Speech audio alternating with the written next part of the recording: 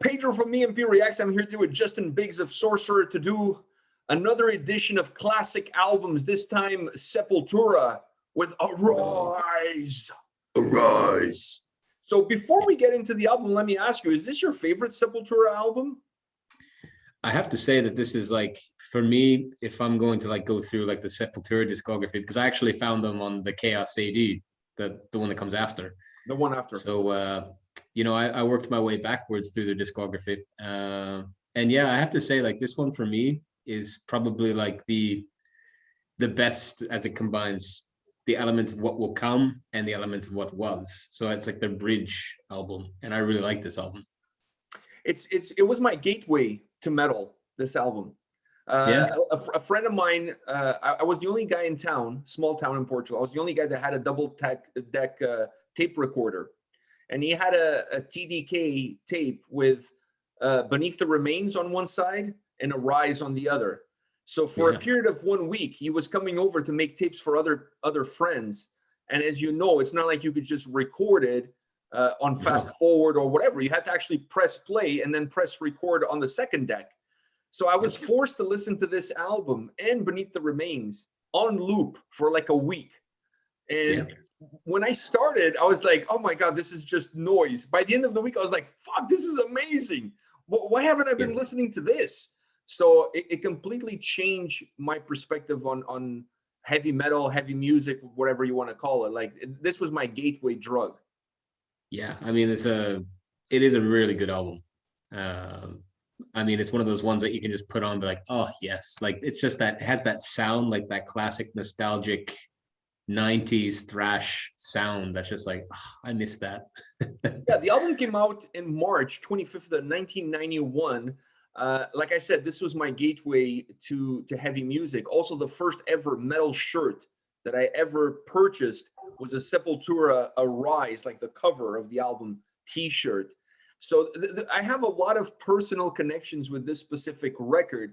And I think perhaps because of all of those reasons is what makes this album so classic to me. I understand this is a classic album in general, but to me, I feel like I have more of an emotional attachment to it because of everything that went into my experience into metal through this record, through Arise. I think one of the first metal videos that I watched on Headbangers Ball was also Arise.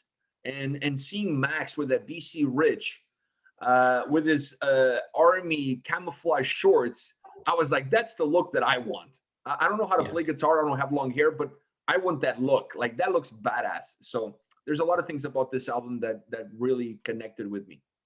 Just hits home. It's one of those. It does. It's one of those really special records. I mean, it's not necessarily my favorite Sepultura album of all time. I have a very special place in my heart for both Chaos AD and Roots. But if I had to pick one album in terms, if I had to pick one album to go into a desert island with it, or if I had to pick one album to show aliens what the Sepultura sound was all about, I think I would have to pick Arise. I don't think there's any other record. Yeah, I mean, it's a solid record. I think that it's more along the lines of like what we had the last time we did this. Like, I listened to a lot with Opeth, the Opeth record, and you were kind of you'd listen to it. So I think the tables have turned. Like, I've listened to this, but not as in depth as you might have. I definitely didn't play it repeat on a week on a tape player. But my introduction to Sepultura, I remember it was, Max Cavalieri in the Territory video where he's like upside down and kind of like spread out on the ground singing Territory, Yeah, isn't he like covered in mud in that video as well? Like, he's all covered in mud and stuff. Yeah. And I remember, like, I was like, this is heavy, but it's, still groovy. It's groovy, but it was like when I discovered that stuff, it was kind of like at the cross line, like when this whole like alternative music, how in Canada, you have the alternative scene. It was all this pop punk and skate punk, and new metal was just starting to come in. Like, Korn was in, and I was like, I wasn't really into that kind of like new metalish. I did buy into it later, but at the end of the day, it still left a bad taste in my mouth. So I mean, Sepultura, like, I love them. but I just think their older stuff is better. Like Arise for me, it's like that's kind of where I stopped the Sepultura train. So getting into this record, this album, I think there's a lot of things that makes this album iconic, and I want to get your take on at least some of the ones that I have from my own perspective that make this album as iconic as it is. I mean, you touched already on a few, but this album comes on a sequence of records that the one before, Beneath the Remains, is an incredible record. It just doesn't have perhaps the production that this album starts to put together. It gets redefined with Chaos AD and then obviously with Roots.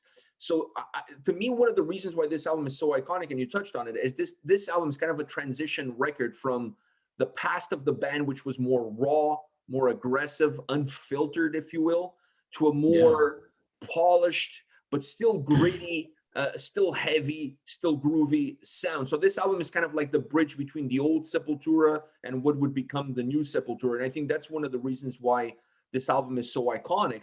Perhaps another reason is I feel like this album is super well balanced from top to bottom. The sound that it has doesn't never deviate. It's not a record that you're going to get a song that doesn't sound nothing like the tracks that came before. That doesn't mean the album is repetitive. It just has a really nice sound balance throughout. And there's also no weak tracks. It's an album that from top to bottom, all the songs have their own strengths. Now, you can argue that perhaps side B is not as strong as side A, but overall, when you look at this album from a big picture perspective, I just feel like this is a record that there's not like a skippable song. There's not like a throwaway track that they just put in there to kind of like fill it in. You know what I mean? Do you see it that way as well? Yeah, I mean, it's a very cohesive record. It's just one of those records that you put on and you just bang it out. You listen right through it. And you don't even realize the time's gone. It's just like, shit, is it over? Like, but I think that what I like about this record is, like we said, it's the transition record. I think it's a beast of its own. Like you have like the Sepultura prior, and it's like a straight up kind of like thrash, almost death metal like band. Then you have what came after, which is more like the down-tuned, groovy, even lots of percussion. Even has a lot of, you start to see a lot of industrial influences into their sound as well. But I think this is a really good record because one of my favorite drummers actually within metal was Igor Cavaliero. I always thought he was really cool. And one of the reasons that I liked the stuff that came after was because he was using a lot of like this tribal drum stuff like that you would find in Brazil, like the same, like kind of like what he's used to, what he's native. He's taking to his, his own country, taking the sounds of his country and bringing it into his music. And he does that a bit here. He just barely touches on it on a few tracks. I can't remember what the track's called. It's got like this kind of weird industrial intro, and the drums come in, and it's very, very tribal. Just sounds really cool. And I always thought that Igor was just great at that. So this record for me is just great songwriting, mid-tempo as well. It's like, I think that's this record as well. It's like their comfort zone is at this mid-tempo where it's just slammy all the time. You're just constantly like, yes. Like when I'm walking down the street with it in my headphones, I feel like a badass. It's like, yeah. It's almost like walking metal. You know what I mean? It's like you can just groove to it as you're walking. It has the same pace as you have when you're walking, listening to it back in the day with your Walkmans.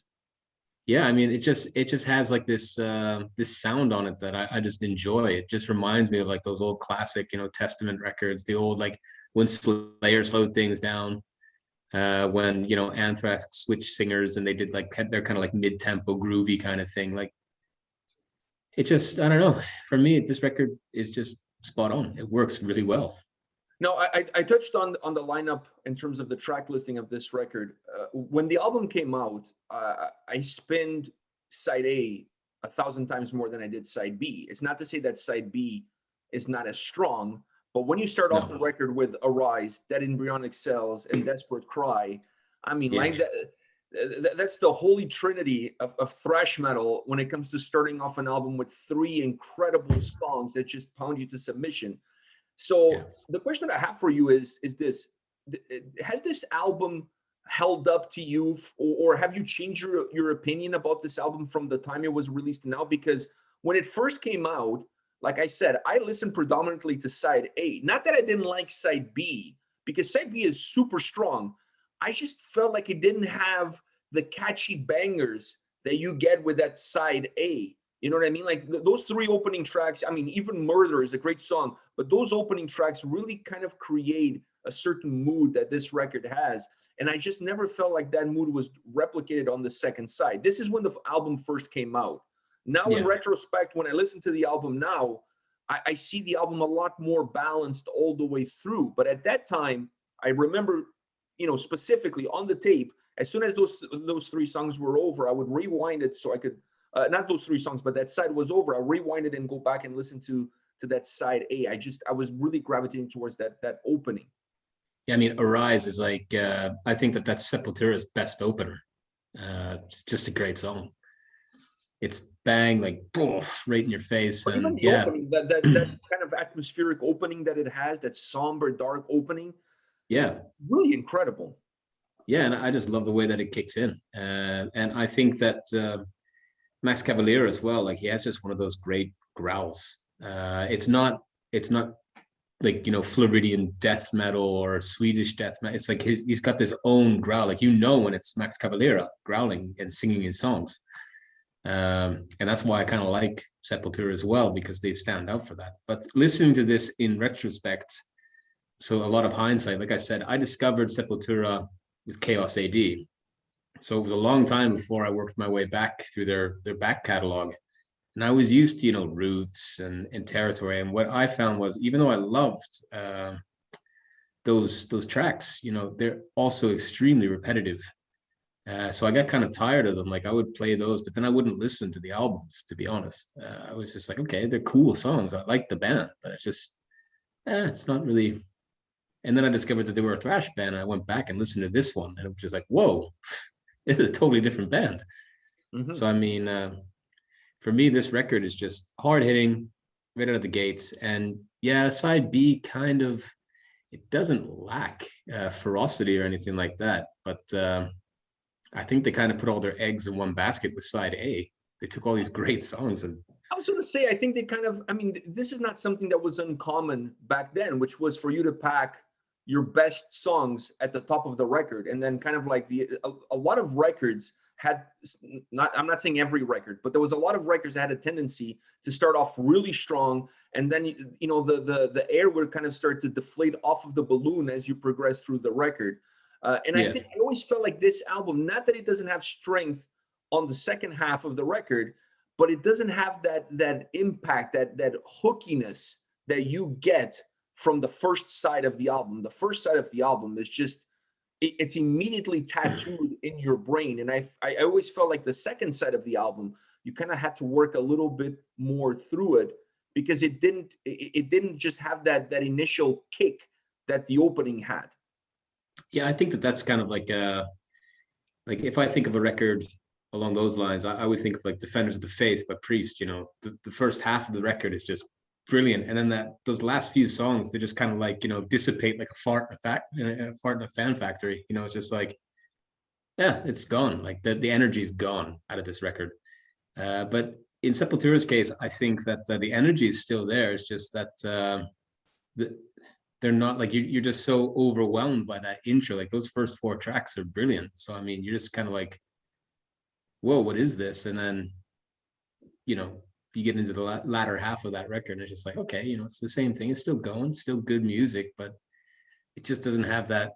You want another Arise on side B. Yeah, basically. You kind of want to have that same 4 opening tracks on side B, and because you don't. But then again, I always thought too, if you were to change the track listing around, then you don't have Arise anymore. Then the album does. If you have Arise, and then you have, let's say, Dead Embryonic Cells, which also has a great intro. If you have that as the starter of your side B, then this album is not the same album. No. You know what I mean? Like, I think one of the reasons why this album is so impactful is that it starts off with this barrage of tracks that it's just like pounding you to submission, song after song. But at the same time, they have this hookiness to them that just becomes super memorable in your brain. Like you remember the riffs are memorable, and even in the lyrics are memorable.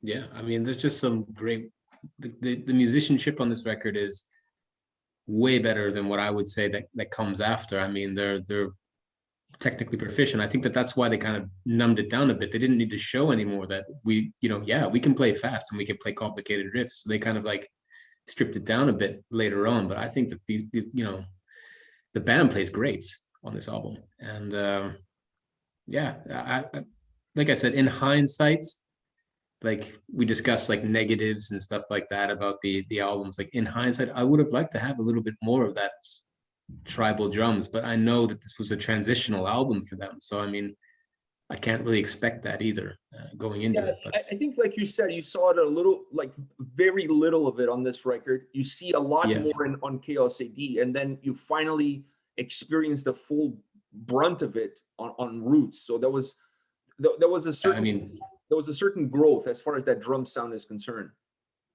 I'm trying to think of the song. I was going to look it up. It's Altered State was the song I was thinking about. Okay. With the the tribal drums in it. It's just, I love that. That intro is just really, really cool. But I think those kind of drum sounds give a lot more life, if you will, to the overall sound. And I think one of the things that you get out of Arise is that it still feels very raw. It like I said, it has better production than Beneath the Remains, which starts to set them apart and starts to put them on the collision course with Chaos AD and Roots and how those two albums are going to sound. But at the same time, this album is still raw enough. It still has a little bit of that garage vibe, jam session, and you feel that in the way the guitars sound, and you feel that in the way Max's voice comes across. And if you start to introduce too much of that tribal sound as far as the drums go, I think it takes away from that raw, direct, punchy sound that this record has. I mean, this album really took this band further, and they were able to do the tours that they were able to do. I was actually really shocked when I read the history, like the Clash of the Titans tour, that they got axed because, they wanted Alice in Chains to play. And nothing against Alice in Chains. I love Alice in Chains, but I would have loved to see some bootlegs of Clash of the Titans with Sepultura opening. It just would have been such a good fit for them. And but they, when they went out on tour, here they are, these guys from Brazil, they're kind of like they're not super popular yet, but they're getting there. They're building up the hype. So they go on tour, and then when they come home 2 years later, they've sold platinum on this one, like 5 times or something like that. I think I read 5 times platinum this record went. Yeah, something like that. Yeah, it's insane. So I mean, 2 years time, platinum 5 times. That's pretty damn good. So yeah, and I mean, you touched also on Max's voice. One of the things that I also really dig is that at this album, you start to see like his English is improving also. So his ability to write lyrics that have a little bit more, that start to become a little bit more intricate, starts to show up. But I think this was the last album where you still had that kid's voice, that angry, pissed off Brazilian kid who demands attention, who demands an opportunity from the metal world coming across on a record. Because when you start to move towards Chaos AD and towards Roots, I think you start to see Max Cavalera, the man, a guy who's traveled the world, who's seen that oppression, misery, hunger, famine is not just a result of his own cultural experience in Brazil, but rather a worldwide phenomena. And that impacts the way he sings and impacts the way he writes songs when you look at Chaos AD and Roots. This album, I feel like it's like his last record as a teenager, even though he wasn't a teenager, but it's his last record with that teenager angst, like the world is out to get me, The naivety, a little bit of that, that I can change the world. I mean, you still see that, and obviously the later the 2 records that come after.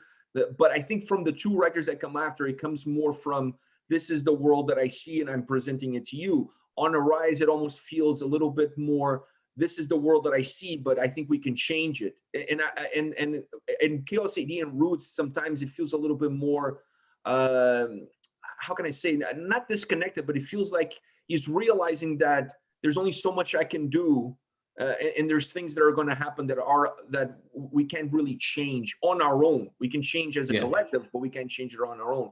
So this album is perhaps he's a little bit more dreamy in terms of what he himself can accomplish by writing songs about it. At least I feel that way towards it. Yeah, I mean, I found that actually when he's singing fast, like his thrash stuff, like his English was actually, because he was singing fast, you didn't really hear his dialect. But then when Chaos AD, it's noticeable. When he slows down, it's more noticeable. Yeah, like when he says like territory, you can really hear that he's Brazilian, territory. It's like, wow, okay, I didn't realize that, but I think Max Cavalera is just a great singer, and that's why, because of the way he sings, that's why I listen to bands like, and I mentioned this to you online it was a few days ago, about Burton C. Bell, and I thought that, his singing is very, very, very similar to Max Cavalera. I love Fear Factory. It's one of those new metal bands or the industrial bands that I like. I think they're fantastic, and I think just that style of growling or gruff singing is it's a really nice way to. It's not just like this hammering, like blah, blah, blah, blah, blah, blah, blah, blah. It's there. You hear what he's saying, and Max always had a message with his music. Like you said, he wanted to change the world. And when he went out and saw things, he's like, okay, well, I can still have my platform, but now I have to kind of get people with me. And they started bringing in their influence from Brazil with the whole tribal aspects, the down-tuned guitars, way, way more groove. So it was a lot of rhythm. And yeah, I think that's what kind of lifted them, really. I mean, it's just... I agree. I think this album is perhaps one of the last records of Sepultura with Max in it that had more of that direct anger, almost a little bit of a punk drive in terms of how the songs and the riffs come across. It's not as much about the melody and the grooviness, but rather about aggression and that intensity that you're transporting from within into your guitar, and then how the song comes across. Now, I want to ask you one thing about the lyrics here, because listening to this album now and looking at it, I mean, it came out in 1991. The lyrics on this record still resonate today. Yeah. As humanity, what have we done, or we haven't done? Because it feels like we haven't done anything. No, I mean, you can listen to a lot of bands, like Sepultura is definitely one of them, that really hits kind of like just the way the world is on the head, really. It's just like, yeah, this is exactly how it is. And we're still thinking about it like that. Death did it as well with their 3 90s records there, Human and Symbolic and Individual Thought Patterns, stuff like that. I mean, it's still stuff that resonates today, and we still haven't changed anything. And I think that has a lot to do with the politics and stuff like that, which is probably why Max Cavalera is so vocal against these politics and stuff like that. So do you see Arise as a politically driven album? I think it's just more aggression, really. It's more, if we were to think of this as a political album, I would have to say that it would be political in the sense that it's his frustrations of the political situation at B that is making him sing about this, like to rise up to the occasion and just fuck this. I don't want this. Like, let's get together and just kill, just destroy. We have to break this shit down, and I think that this record, if this was released today, I think it would still be just as good. It stands the test of time. Like it was released 100%. In 1991, 30 years ago. So, I mean, it's still just as good. 100%. It's a record that doesn't get old. 10 years from now, it's still going to be an incredible record. Great. 20 years from now, it's still going to be an incredible record. It's one of those albums that it's perfect the way it is. It doesn't need to be remastered. It doesn't need to be touched. It just needs to be left alone and make sure it's there for future generations to enjoy. That's exactly all this album needs. Yeah, and I loved their cover of Orgasmatron. Oh, it wasn't on the original release, by the way. No, I know, but the re-release, they re-released it. So it was like in the mid-90s. I actually didn't get that song until later on. I bought a CD single that had that track. It also, I can't remember what other track it had, but it had a couple of tracks that weren't released on albums. Yeah, I there's a think one of them few. was Policia, which means police, obviously, and Yeah. it's an anti-police, like almost punk song. And Mhm. so I remember back in the day, you would hear about these covers, like Orgasmatron. The first time I heard it was actually the video. Once again on MTV Handbangers Ball, they played the video, and I was like, Yeah. wow, this. Where can I buy this? There was no iTunes. You know what I mean? It's not you No. can go on iTunes and purchase a song.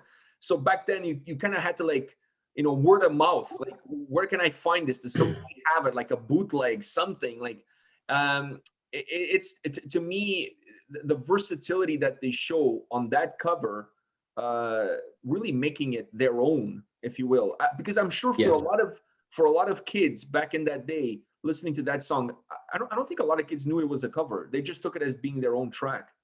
Yeah, I think they played it really well. I think actually it's one of those tracks that I like it more than the original. Like I love Motorhead's version, but I think that Sepultura's is just, I don't know, it's more groovy. It's just, it has this swing, it has this, kind of like this pondus in it, this very like, I don't know, they're very certain about what they're doing. Whereas Lemmy was always a bit kind of like lighthearted when he was writing these kind of lyrics. But Yeah, Max kind of takes it with this aggression and just makes it, he sells something that's just totally, orgasmatron, like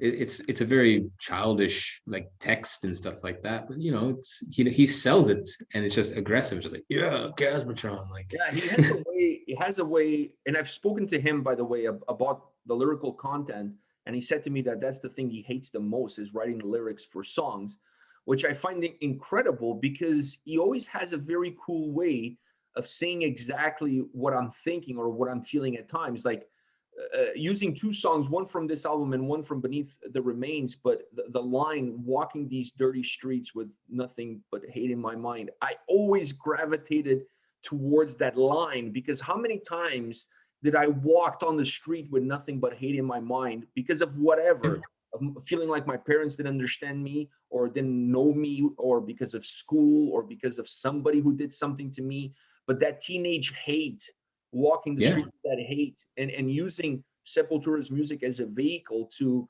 release that pent-up aggression in a positive, controlled manner instead of doing something really stupid and really unthoughtful, if you will. But it's And very so, honest.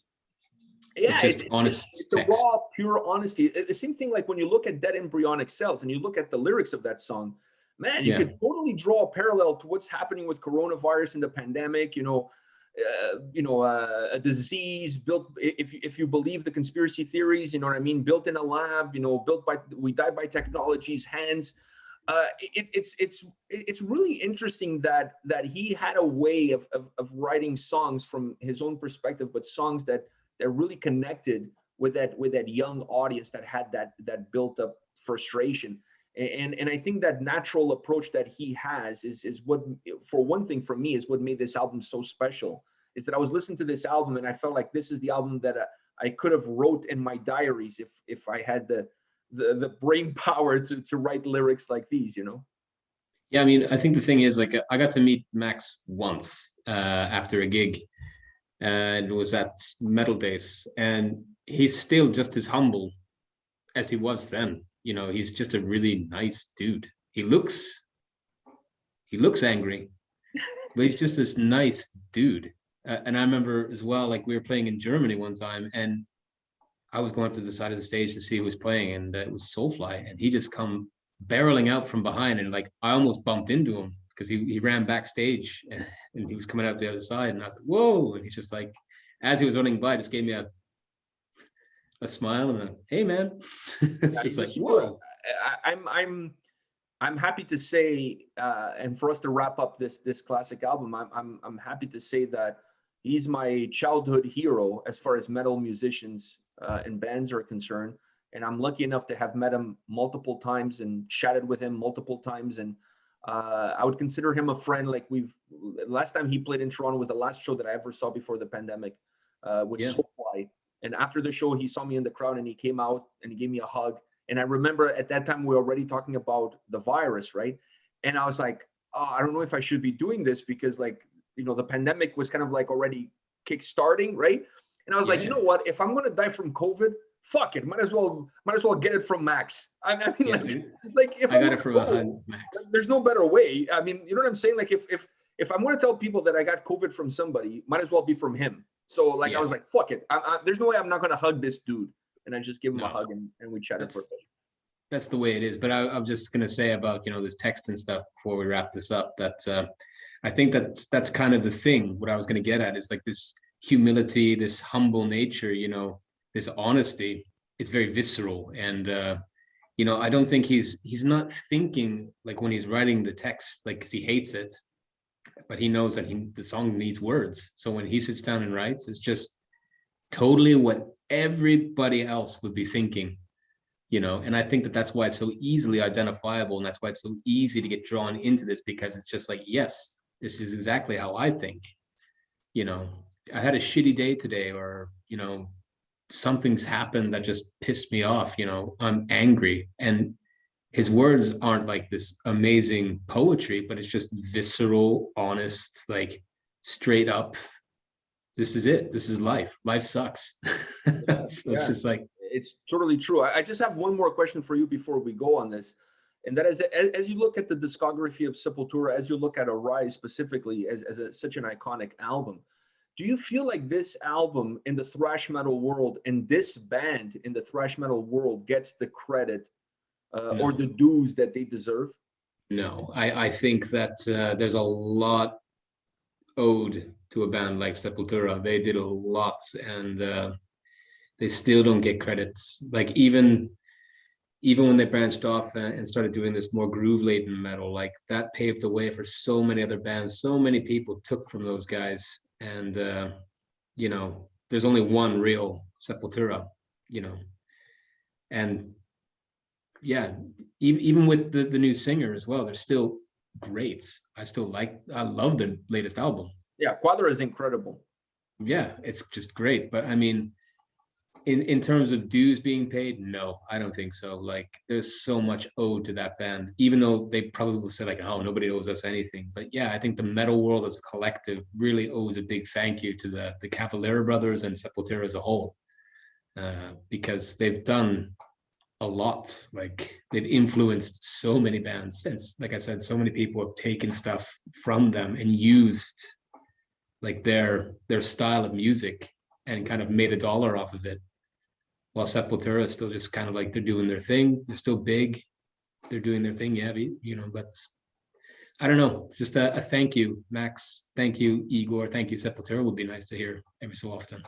Yeah, I agree with you. I think they're a band that doesn't get the attention, the credit, and this album Arise, for the time that it came out in 1991, it doesn't get the everybody.